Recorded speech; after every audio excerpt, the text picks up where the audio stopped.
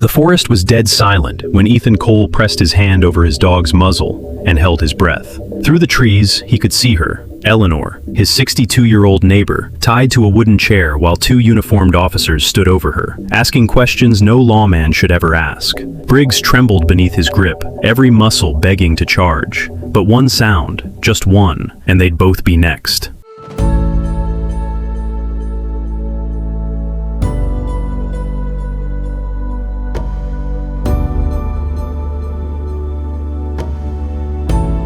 This is a story about silence that screams, courage that hides before it strikes, and the moment one man decided he would not look away.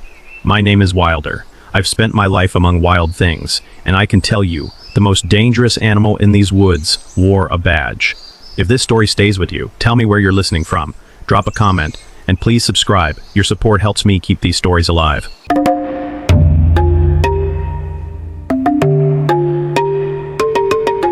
Late autumn had already begun to die in the mountains of Appalachia when the first frost crawled down the ridgeline and settled over Harlan Creek like a hand pressing the whole valley quiet. The sky hung low and colorless above West Virginia. The trees had gone from gold to rust to bare, and somewhere deep in those woods, 12 miles past the last paved road, past the last mailbox, past the last place anyone with good sense would choose to live, a man sat on the porch of a cabin that looked like the mountain had grown it by accident and never bothered to take it back. His name was Ethan Cole. He was 38 years old, though his face carried the kind of wear that made strangers guess 10 years past that, without apology. Tall, lean in the way men got lean when food was fuel and never comfort. His jaw was sharp beneath a short, dark beard that he trimmed with a knife, because a mirror was not something he kept around longer than necessary. His eyes were gray-green, calm on the surface, but restless underneath. The eyes of a man who had trained himself to see threat in stillness and never quite turned the habit off. He wore the same thing most days, a dark Henley under a flannel shirt faded past its original colors, canvas pants, boots that had outlasted 3 sets of laces. His hands were rough, scarred across the knuckles, and along one palm where a blade had once slipped in a place far from here.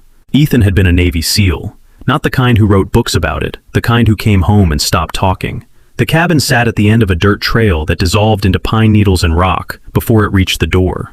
One room, a narrow sleeping alcove, a wood stove, a porch that leaned slightly to the east, as if it had given up standing straight years ago. The place smelled of smoke, damp wood, pine resin, and dog. It was not the kind of home a man built because he wanted to live well. It was the kind he crawled into after deciding he no longer deserved to. There had been a mission, Helmand Province, a night that started with bad intelligence and ended with 2 men who did not come home. Ethan had gone back for them. He had moved fast, moved right, done everything his training had carved into him.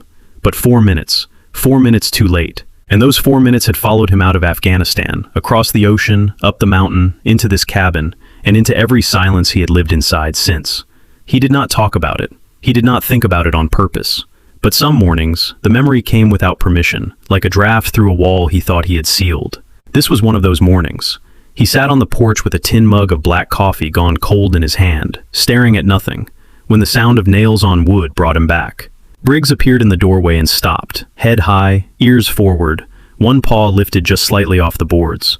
Briggs was a German shepherd, 7 years old, 85 pounds of muscle under a thick coat, the color of dark ash fading to pale sand along the chest and belly. His muzzle had begun to show the faintest silver around the edges. His left ear carried a small notch near the tip, where a piece of shrapnel had nicked it, in a place neither of them talked about, because dogs did not talk, and Ethan did not talk. And that was the foundation of their understanding. Briggs had been a military working dog, trained in detection, patrol, and controlled aggression. He had been retired the same year Ethan left the teams. The Navy had offered him to Ethan because no one else could handle him. The truth was simpler than that. No one else understood him. Briggs did not whine. He did not pace. He stood in the doorway with his body aimed east, toward the deep woods, and waited.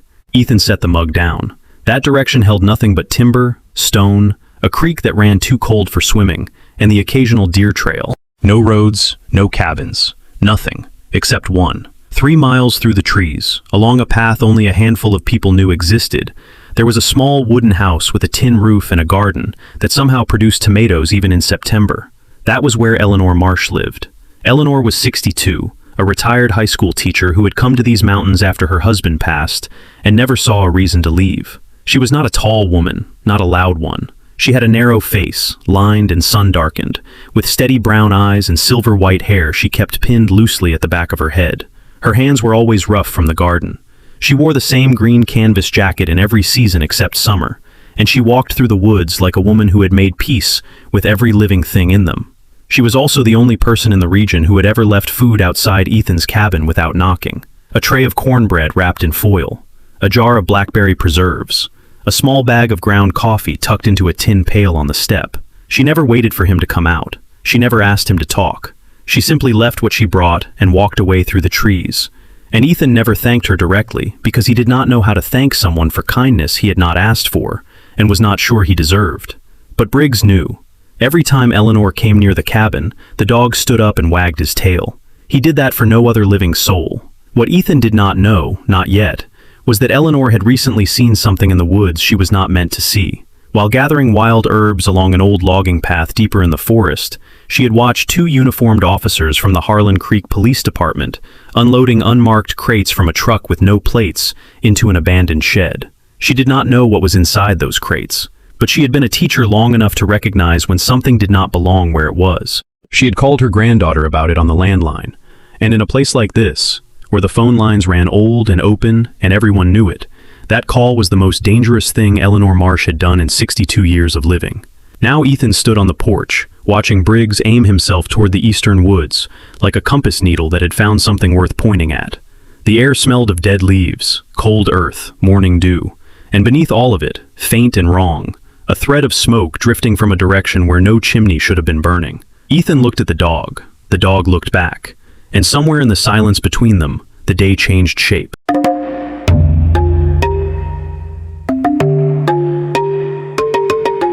That afternoon, Ethan did what he always did when the quiet inside his chest turned sharp. He walked, not toward town, not toward anything that required a name or a reason. He walked east, into the deep timber, along a route he had memorized the way soldiers memorized exits, not because it led somewhere, but because knowing it kept him steady. Briggs moved ahead of him in the usual pattern, 10 yards out, then back, then forward again. Never aimless, never restless, every motion built on 6 years of shared rhythm between a man and a dog who had both learned that trust was a thing you practiced, not a thing you declared. The forest that afternoon had the particular stillness of late autumn holding its breath. Leaves had gone to rust and brown. The canopy was thinning enough to let pale light reach the floor in long, slanted cuts. Somewhere far off, a woodpecker worked at a dead trunk with the bored persistence of a clock. The air was cold, clean, carrying the mineral smell of creekstone and the faint sweetness of decay that came when the season turned and everything the summer had built began to let go. Ethan breathed it in and felt, for a few steps, almost nothing. That was as close to peace as he ever got. They were roughly 2 miles from the cabin when Briggs changed. It was not gradual. The dog stopped mid-stride as if the ground itself had spoken. His whole body locked, weight forward, ears rotating like small radar dishes, the fur along the ridge of his spine lifting in a dark line from neck to tail. A low vibration moved through his chest. Not a growl, not yet. Something deeper and more controlled. The sound of instinct pressing against training, and training refusing to break first. Ethan recognized the posture instantly. He had seen it hundreds of times in places where the wrong sound at the wrong second cost lives. Briggs was not alerting on an animal. Animals triggered a different sequence, looser, more curious, less electric. This was the human alert. Every fiber of the dog's body was saying the same thing. People, close, and something is wrong. Ethan dropped his hand, palm flat, fingers together, the old silent command. Briggs obeyed at once, lowering himself toward the ground without taking his eyes off the eastern tree line. But his body trembled, not from cold, from the effort of holding still when every nerve demanded the opposite. They moved forward together through the underbrush, slow and deliberate. Each step placed the way Ethan had been taught to place steps in terrain where noise was death. Fern and dead bracken bent under his boots without cracking. Briggs matched him stride for stride, belly low, ears pinned forward, a shadow in ash-colored fur gliding through the timber as if he had been made for exactly this kind of silence. The clearing opened ahead of them like a wound in the forest. A collapsed shed, half-rotted and leaning under the weight of its own neglect, sat at the far edge. The wood was dark with age and weather. The tin roof had caved inward on one side. It was the kind of structure the mountain had been slowly swallowing for decades, and no one had cared enough to stop it. But today, there was activity around it that had no business being there. Ethan saw Eleanor first. She was tied to a wooden chair in the open ground before the shed. Her wrists were bound behind her back with white zip ties, pulled so tight the skin beneath them had gone purple. A strip of silver duct tape covered her mouth. Her green canvas jacket was torn at one shoulder.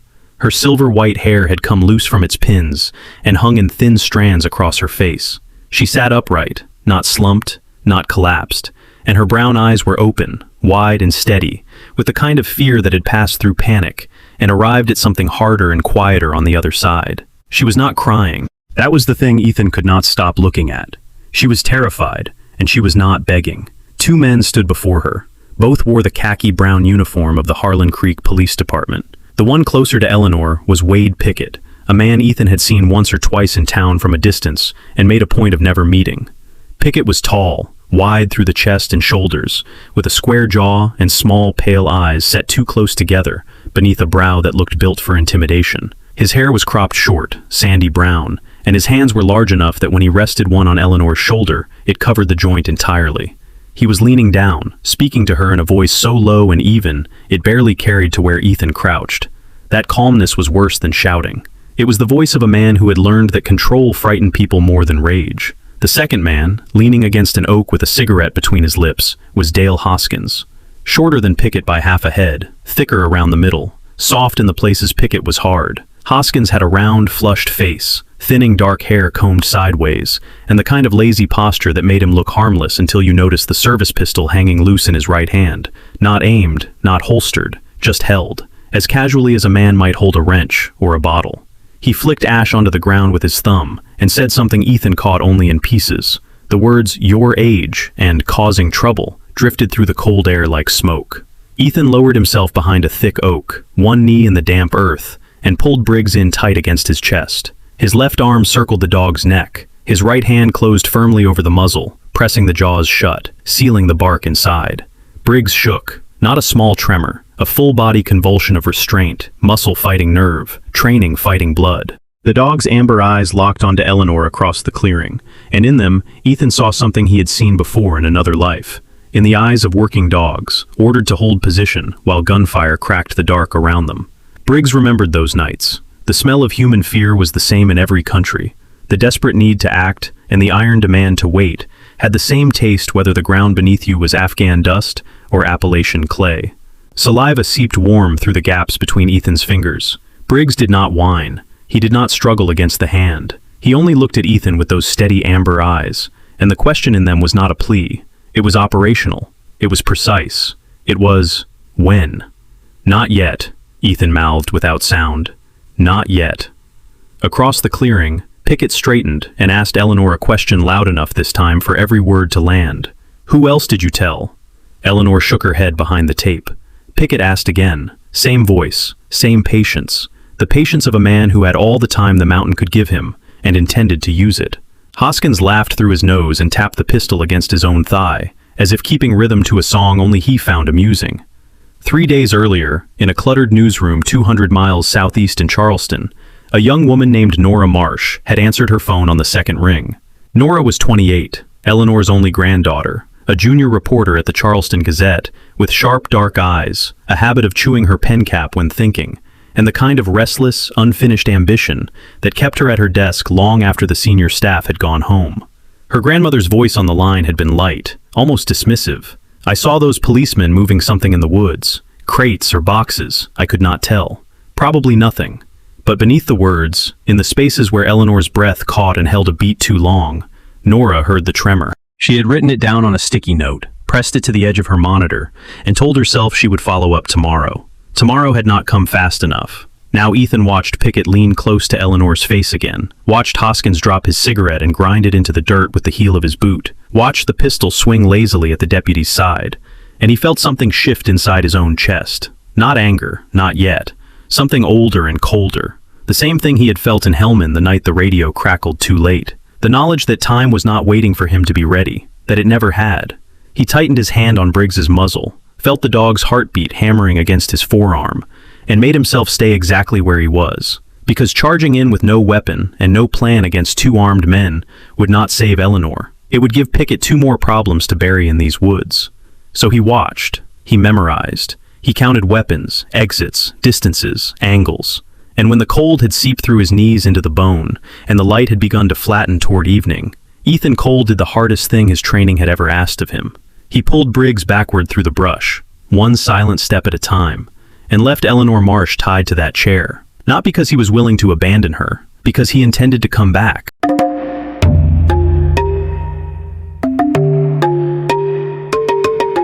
The cabin was dark when Ethan came through the door. He did not light the lamp. He did not start the stove. He sat down on the edge of the narrow cot in the sleeping alcove, put both hands on his knees, and let the silence do what silence always did to him up here. It stripped things down. It removed the decoration from thought and left only the frame. Briggs came in behind him, shook once from nose to tail, and lay down by the door with his chin on his paws. The dog did not close his eyes. He watched Ethan the way he always watched him when something was about to change. Not with anxiety, but with the focused patience of a partner, waiting for the order that would give shape to everything trembling beneath the surface. Ethan's first thought was the simplest one. Call 911. Pick up the old cell phone he kept in the tin box on the shelf, walk the 5 miles down to the ridge where a signal sometimes flickered to life, and dial 3 numbers that were supposed to mean help was coming. But the math fell apart before he finished thinking it. The 911 dispatch for this part of the county routed through Harlan Creek. Harlan Creek's police department was 3 men. 2 of them were in the woods right now with zip ties and duct tape, and a woman who had seen something she should not have seen. The third was their boss, Frank Draper, chief of police, a man Ethan had never met face to face, but had heard about the way people in small towns heard about power, in fragments, in warnings left half-spoken at the general store, in the careful way certain names were never said too loudly near certain ears. Draper was either behind this or blind to it, and in a town the size of Harlan Creek, blindness at that level was a kind of permission. Calling 911 would be calling the same machine that had produced Pickett and Hoskins. It would be handing Eleanor's life to the people who had taken it. State police, then.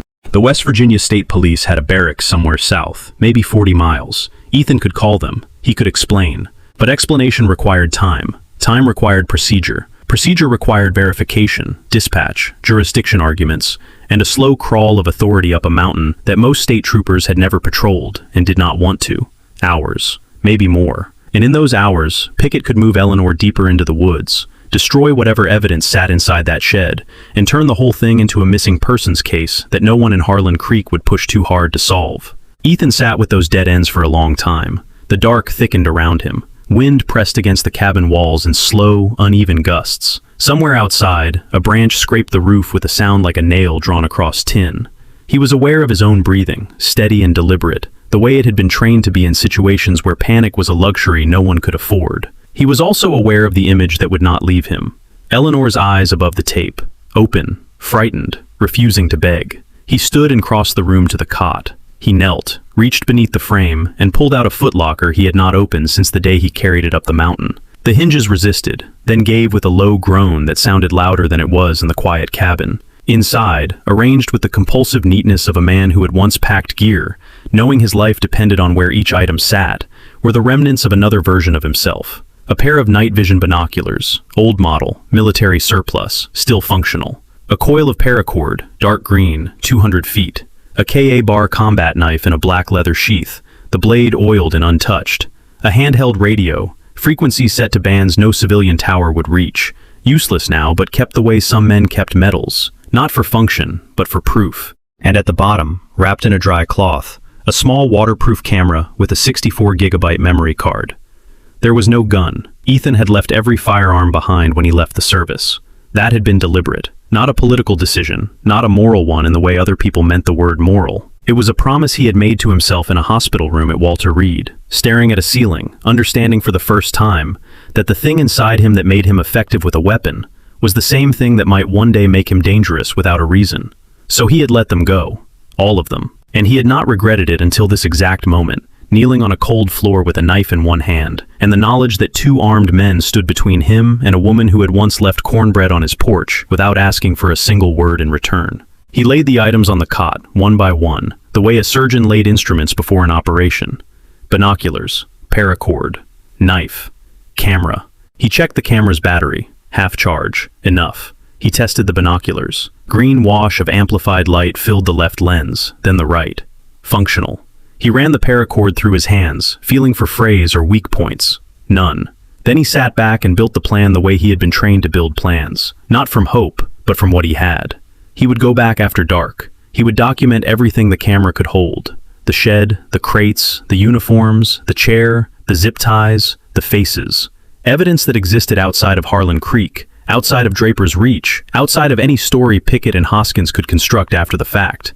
Then he would find a way to transmit that evidence to someone beyond the mountain, someone with reach and no local loyalty. He did not yet know who, but the evidence came first. Without it, Eleanor was a missing old woman, and he was a recluse with a story no one would believe. 200 miles southeast, in a narrow apartment above a laundromat in Charleston, Nora Marsh sat on her bed with her phone pressed to her ear, and listened to the 10th unanswered ring. The apartment smelled of detergent rising through the floorboards, and the cold coffee on her nightstand. She was still wearing the clothes she had worked in, a wrinkled button-down and dark jeans, her dark hair pulled back in a knot that had started the day neat and given up somewhere around noon. Her laptop was open on the desk, the cursor blinking on an unfinished draft about county budget irregularities that suddenly felt very small. Eleanor Marsh always answered before the third ring. Always. Even at 80, she would have answered before the third ring, because that was the kind of woman she was, a woman who believed that a ringing phone was someone reaching out, and that reaching out deserved to be met. Nora hung up, dialed again, let it ring until the line went dead on its own. She sat there in the amber light of the bedside lamp, and felt the silence on the other end settle into her stomach like something cold and solid. She called the only store in Harlan Creek, a place called Ridley's, where a man with a slow voice and no particular interest in urgency told her he had not seen Mrs. Marsh in a few days. Probably visiting someone, he said. You know how she is. Nora did know how she was. That was the problem. Eleanor did not visit. Eleanor stayed. Eleanor tended her garden and answered her phone and existed in her house with the reliability of a mountain. Nora set the phone down and stared at the sticky note still pressed to the edge of her monitor. 2 words in her own handwriting. Police, crates. She pulled her bag from the closet and started packing. She would drive up at first light.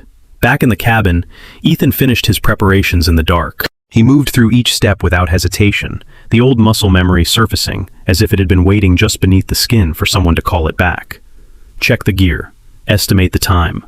2 miles to the shed. 40 minutes in the dark if he moved carefully. Plan the approach. Northeast through the thickest timber, downwind, using the creek bed as cover for the last 300 yards. Plan the retreat. Same route reversed, or south toward the logging road if the first path collapsed. Every motion he made recalled 100 nights before, 100 missions in places where the dirt was a different color, and the stars hung at a different angle, but the weight in the chest was the same. He stopped once, hands still on the paracord, and looked at Briggs. The dog was already standing by the door, watching him, not pacing, not whining, just there, in the way that Briggs was always just there when it mattered. This time is different, Ethan said quietly. His voice was rough from hours of silence. This time we're not late. Briggs crossed the room and pressed his head against Ethan's thigh. Not comfort, not sympathy, confirmation. The steady pressure of a dog who had heard the tone change in his handler's voice and understood that the waiting was almost over. Ethan rested his hand briefly on the dog's broad skull, then turned back to the cot and began loading the pack.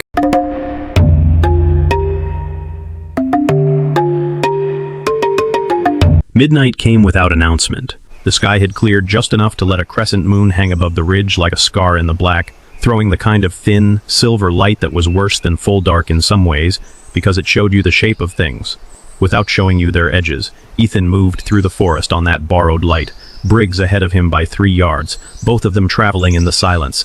They had learned together in places where silence was not a preference, but a condition of survival. The air had dropped hard since evening. Frost was already forming on the fallen leaves, and each step produced a faint, brittle sound that Ethan compensated for by placing his boots on root and stone wherever the ground offered them. The pack sat tight against his back. The camera was zipped into the chest pocket of his jacket. The K-bar hung at his belt, not drawn, not forgotten. They approached the shed from the northeast, the direction where the timber grew thickest, and the terrain sloped upward enough to give Ethan a line of sight over the clearing before committing to it. He went to one knee behind a deadfall oak and raised the night vision binoculars. The green wash filled his vision. The shed appeared first, darker than the trees around it, its half-collapsed roof making a jagged line against the sky. The chair was still there. Eleanor was still in it. Her head hung forward, chin nearly touching her chest. Her silver-white hair had fallen completely loose now, covering one side of her face. He could not tell from this distance whether she was asleep or unconscious or something worse, but he watched long enough to see her shoulders shift once, a small, involuntary adjustment that only living bodies made. That was enough. The two officers were gone. Their absence left a specific kind of evidence behind.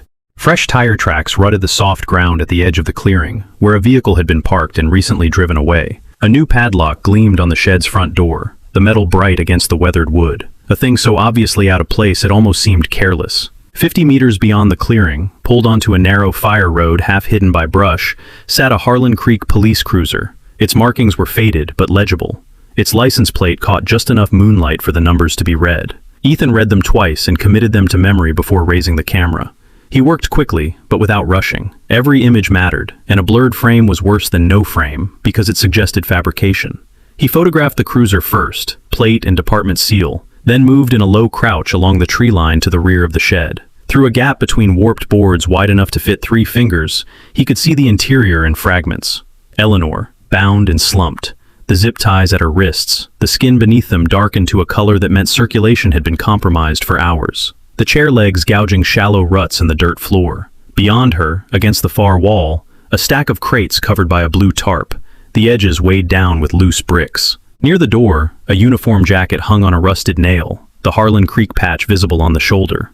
On the windowsill beside it, a police band radio sat connected to a portable charger, its small red light pulsing in the dark like something alive and patient. Ethan photographed each element through the gap, adjusting the camera angle with the careful precision of a man who understood that these images might be the only thing standing between Eleanor and a version of events that erased her entirely. The shutter made no sound. He had disabled the click before leaving the cabin.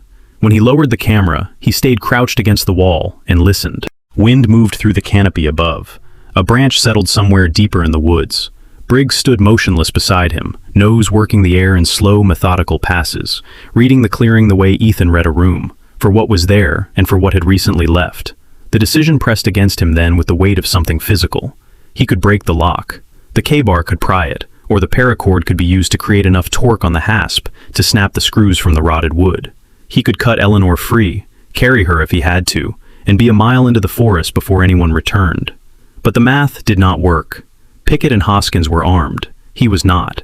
If they came back while he was inside, or if they had set a pattern of checking every few hours, the shed would become a trap with one door and no exits.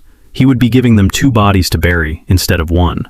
Briggs sniffed once against the wall, then looked at Ethan. The dog's body was taut, every muscle defined beneath the ash-dark coat, his eyes reflecting the thin moonlight in 2 pale discs. Ethan placed his hand on the dog's head and felt the tremor running just beneath the fur. "Not yet," he whispered. The words felt like a blade turned inward, but before he pulled away, he did one more thing. He reached to the frayed hem of his flannel shirt, the old red and black one softened by years and wear, and tore a small strip from the edge. The fabric gave quietly. He folded it once, then slipped it through the gap between the boards, letting it fall just inside, close enough to the chair that Eleanor might see it when she lifted her head. It was not much. A scrap of worn flannel that smelled of wood smoke and pine, and a cabin 3 miles uphill. But Eleanor had once mended that same shirt.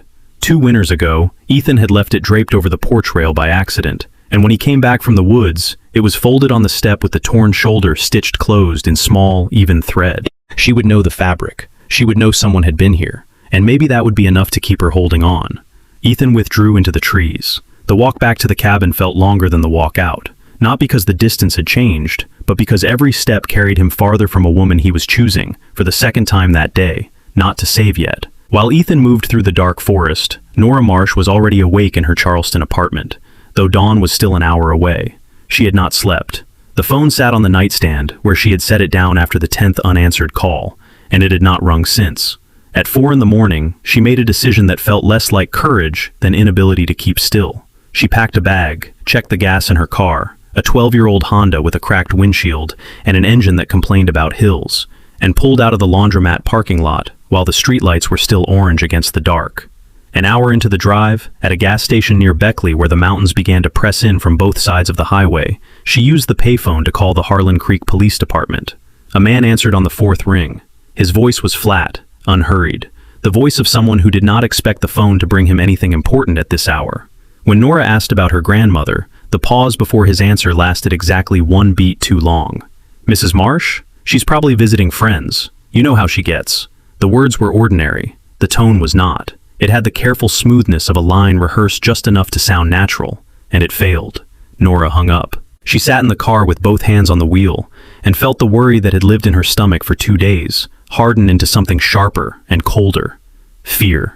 Not for herself, for Eleanor. Across the county, in a small house on the edge of Harlan Creek, where the lawns gave way to gravel and the gravel gave way to mud, Wade Pickett sat at his kitchen table with a bottle of bourbon and a problem. Dale Hoskins sat across from him, not drinking, which was unusual, and not talking, which was worse. The kitchen was sparse and functional, the house of a man who lived alone, and saw no reason to make it comfortable for anyone else. Pickett's service weapon lay on the table between them, like a punctuation mark.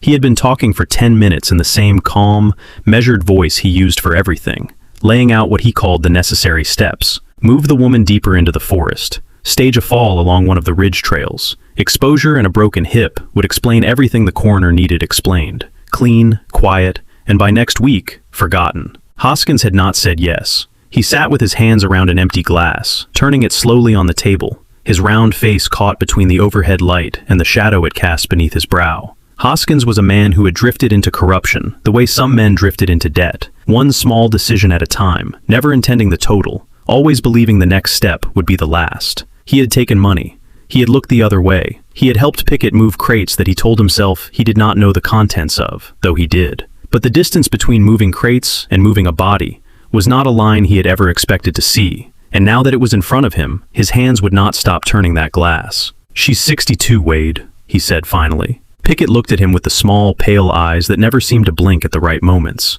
"She's a witness, Dale." The glass turned once more. Hoskins said nothing else, but the crack between them, thin as it was, had opened, and neither man knew yet what would come through it.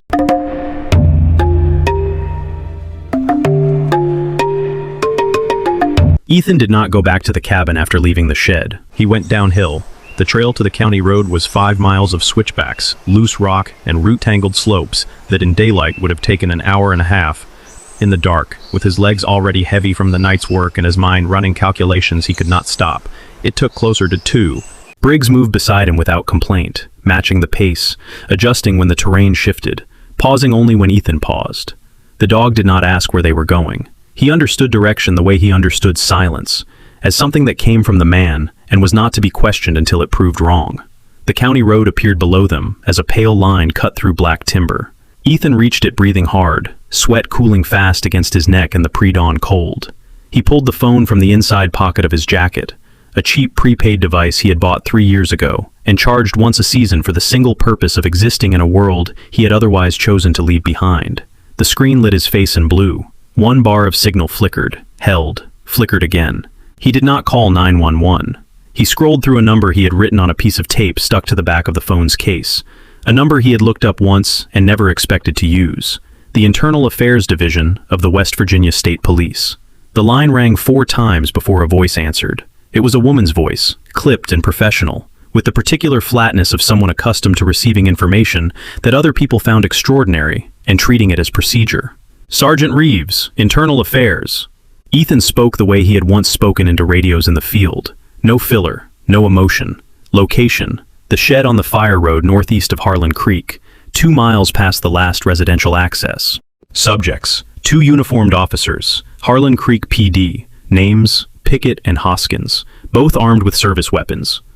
Victim: Eleanor Marsh, 62, civilian, bound to a chair with zip ties, held for at least 36 hours. Evidence: photographic, stored on a camera currently in his possession, showing the cruiser's plate number, department insignia, contraband under tarp, and the victim's condition. Possible involvement of Harlan Creek Police Chief, Frank Draper.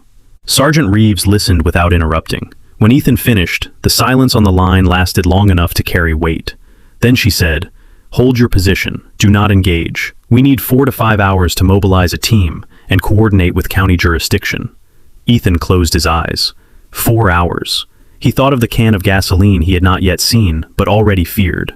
He thought of Pickett's calm voice, and the way a man who spoke that quietly about violence was usually the kind who followed through on it. He thought of Eleanor's wrists darkening under zip ties while he stood on a road 5 miles away, holding a phone that suddenly felt like the most useless object he had ever owned. "Understood," he said, because that was what training had taught him to say. Then he ended the call and started running back up the mountain. He reached the tree line above the shed just as the sky began to separate from the ridge, black becoming iron, becoming the first pale suggestion of morning. Briggs was already rigid beside him, ears forward, weight shifted, reading the clearing below with the focus of a dog who had spent his working life distinguishing between ordinary presence and threat. The threat was there. Fresh tire tracks cut through the mud at the clearing's edge, deeper than the ones from last night, pressed by a vehicle that had arrived recently, and in a hurry. Through the binoculars, Ethan saw the cruiser parked at an angle that suggested haste rather than habit. The shed door was open. Light moved inside, a flashlight beam sweeping back and forth. And then he saw it. Pickett emerged from the shed, carrying a red plastic gasoline can in his right hand. He set it down near the doorframe and went back inside. The meaning was immediate and absolute. There would be no staged accident on a ridge trail. There would be fire. The shed, the crates, the evidence, and the woman still tied to the chair inside it, all of it reduced to ash and plausible deniability before the sun cleared the mountain. Ethan felt something unlock inside his chest. Not rage. Rage was loud and wasteful and made men stupid. This was colder than rage. It was the thing beneath it, the mechanism that years of training had built into him for moments exactly like this one, when hesitation was no longer caution, but complicity. He looked at Briggs. The dog was already looking at him. Ethan raised his right hand, fingers together, and swept it forward in a sharp downward arc. The attack command. He had not used it since Afghanistan. His hand remembered it before his mind finished deciding. Briggs understood instantly. His body dropped low, his eyes locked onto the shed's open door. His breathing slowed to something almost mechanical, the controlled stillness of a weapon waiting for release. Ethan circled to the rear of the shed in a low crouch, Briggs at his heel. The back wall had a second door, warped and half-rotted, secured by a single rusted hinge and a wooden crossbar. He had noted it the night before. He positioned himself, drew one breath, and drove his boot into the center of the door. The hinge snapped, the crossbar split. The door burst inward with a sound like a branch breaking under heavy snow. Briggs went through the opening before the dust settled. Inside, Hoskins was standing near Eleanor's chair, his hand halfway to the holster at his hip, his round face white with the particular terror of a man who had expected consequence eventually, but not now, not like this. The shepherd hit him below the ribs at full stride. 85 pounds of trained aggression drove Hoskins backward off his feet and onto the dirt floor. The dog's jaws closed around the deputy's right wrist with a precision that was not instinct but education, locking on the hand that had been reaching for the gun, and Hoskins screamed.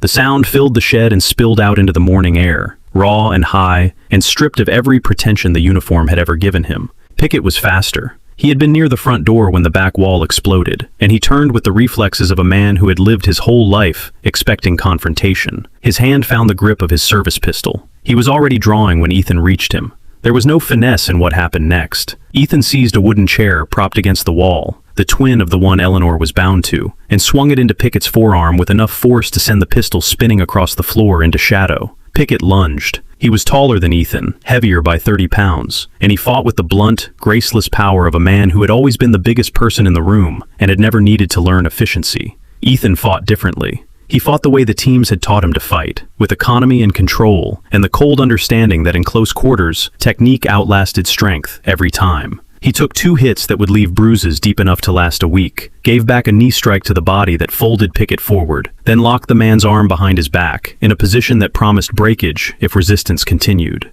Pickett resisted. Ethan applied pressure until resistance stopped being an option. He put Pickett face down in the dirt and zip-tied his wrists behind his back, using the same kind of ties that still hung in loose ends from Eleanor's chair. The symmetry was not intentional, but Ethan noticed it and did not mind. He moved to Eleanor next. The K-bar cut through the zip ties in 2 clean strokes. Her wrists were swollen and dark, the skin abraded where plastic had bitten through hours of involuntary movement. She did not fall when the restraints came free. She sat very still, the way people sat when they had been holding themselves together so tightly for so long that letting go required more courage than enduring.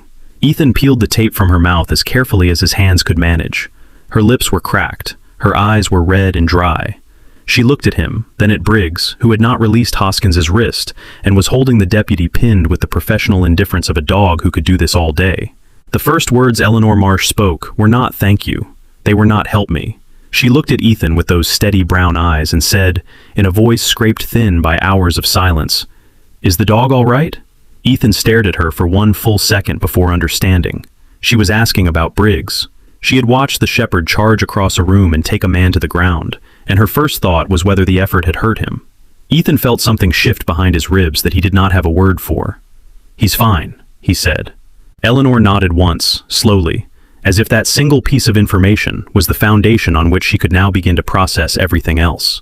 Then her hands began to shake, and she let them. Nora Marsh arrived in Harlan Creek 40 minutes later, driving too fast over roads she barely remembered, the cracked windshield of her Honda vibrating with every rut. She came around the last bend before the fire road turnoff and found the world had changed while she was driving. State police vehicles lined the shoulder, blue and red lights cutting through the morning fog.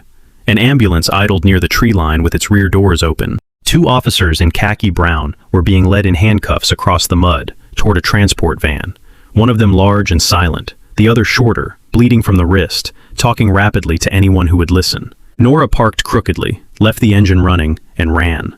She found Eleanor on a stretcher near the ambulance, a thermal blanket across her shoulders, an EMT checking her blood pressure. Nora dropped to her knees in the wet grass and wrapped both arms around her grandmother and pressed her face into the silver-white hair and cried without words. Eleanor, whose hands still shook, whose wrists were wrapped in white gauze, whose body had not been warm in 2 days, lifted one arm and placed it across her granddaughter's back. "Hush now," she said. "I'm still here." At the edge of the tree line, where the forest met the clearing and the flashing lights did not quite reach, Ethan stood with Briggs beside him. He had given the camera to Sergeant Reeves when she arrived, a woman in her 40s with short-cropped hair and a jaw that looked built for giving orders and receiving bad news with equal composure. She had taken the camera, looked at the first 3 images, then looked at Ethan with an expression that was not gratitude but recognition, the look one professional gave another when the work had been done right, and nothing more needed to be said about it. He watched Nora hold Eleanor. He watched the ambulance doors close. He watched the transport van pull away with Pickett staring straight ahead, and Hoskins still talking through the cage. Then he turned toward the woods with his dog and walked back into the trees. That evening, at the state police barracks 60 miles south, Dale Hoskins sat in an interview room and talked. His wrist was bandaged where Briggs's teeth had left 4 deep punctures and a bruise the shape of a closed jaw. His face was pale. His eyes moved constantly between the table, the recorder, and the door, as if any of them might offer escape if he watched long enough. But he talked. He talked because the crack between him and Pickett had become a canyon overnight, and because a man who was not willing to kill was even less willing to go to prison for a man who was. He told Sergeant Reeves about the drug shipments routed through abandoned sheds in the Appalachian forest. He told her about the unmarked trucks, the schedules, the cash drops at a storage facility near the interstate. He told her about Frank Draper, Harlan Creek's chief of police, a thick-necked man of 55 with a quiet voice and a talent for making small-town authority feel like ownership, who had built the operation over 4 years using department resources, department vehicles, and the convenient isolation of a mountain community that trusted its officers because it had no alternative. Hoskins gave names, dates, amounts, locations. He gave them freely and without loyalty, because loyalty, in the end, was a currency he had never truly held, only borrowed against. Frank Draper was arrested at his home that evening. He answered the door in a bathrobe and slippers, holding a beer, and said nothing when the handcuffs closed. The look on his face was not surprise. It was the look of a man who had always known this was possible, and had simply bet against the timing.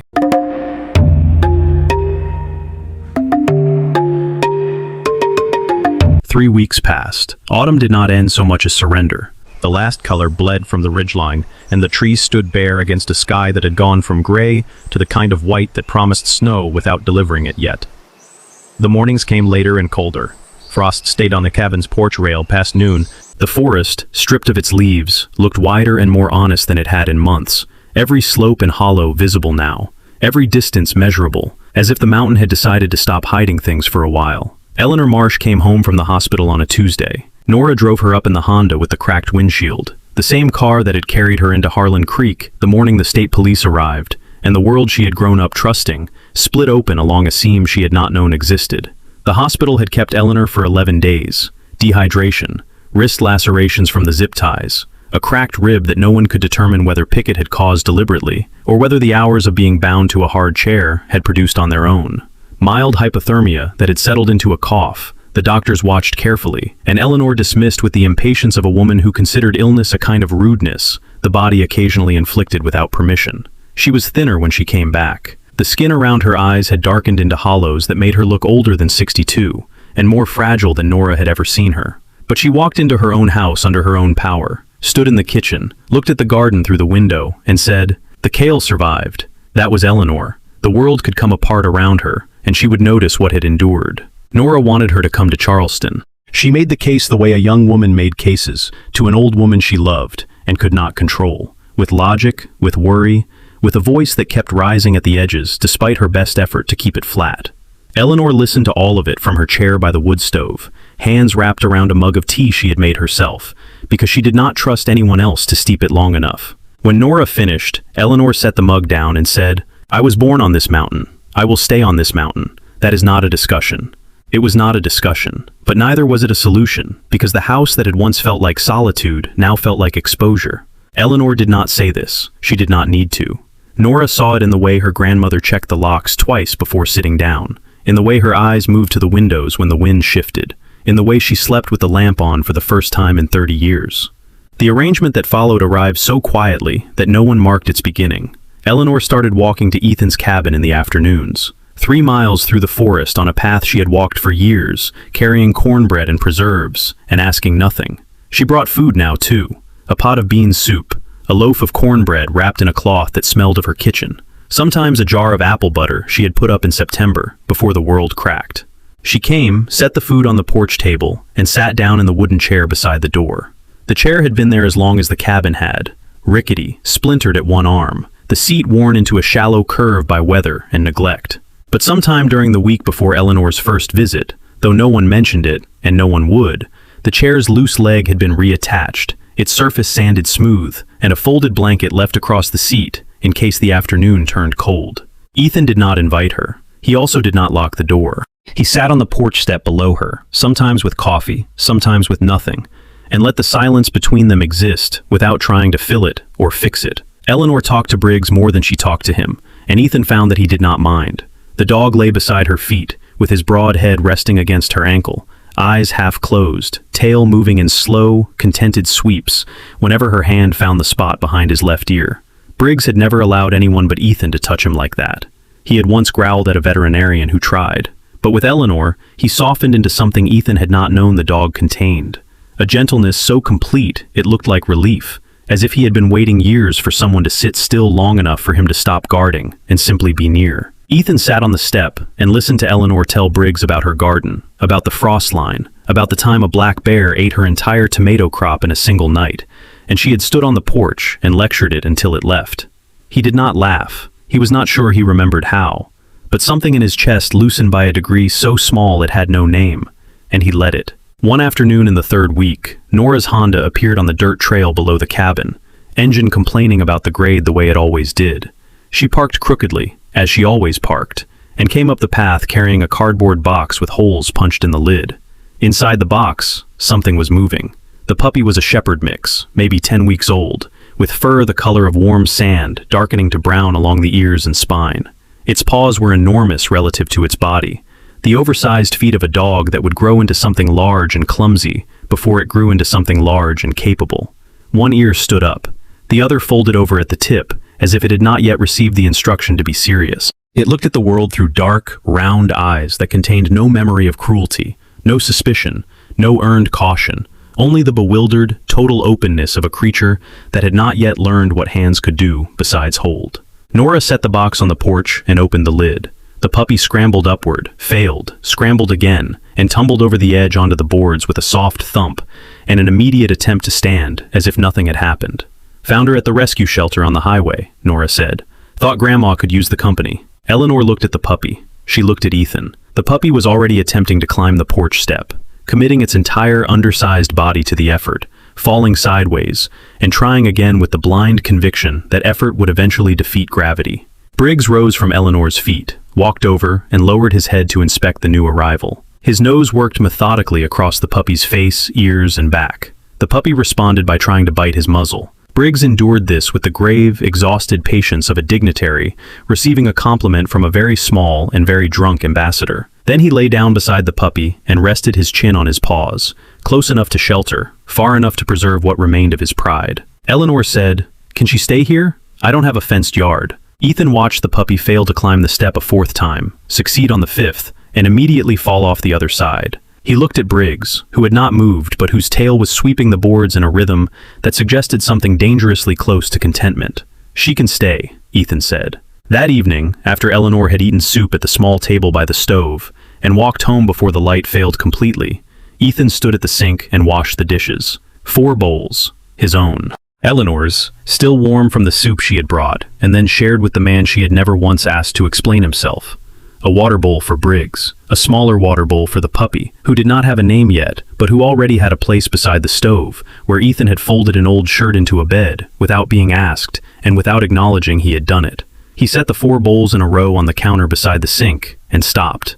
His hands were wet, the lamplight was low, and he stood there looking at those 4 bowls, the way a man looks at evidence of something he had not planned, and cannot quite believe. The last time he had set out provisions for more than one living thing was in a barracks overseas, preparing rations for men who trusted him with their meals because they trusted him with their lives. He had not done it since. He had not wanted to. He had built the cabin and the silence and the distance, specifically so that nothing would ever depend on him again, because the last things that had depended on him had died, and the guilt of that had been easier to carry alone than to share. He dried his hands on the dish towel and walked to the porch. Briggs lay stretched across the boards, the puppy curled between his front legs, both of them breathing in rhythms that did not match, but somehow harmonized.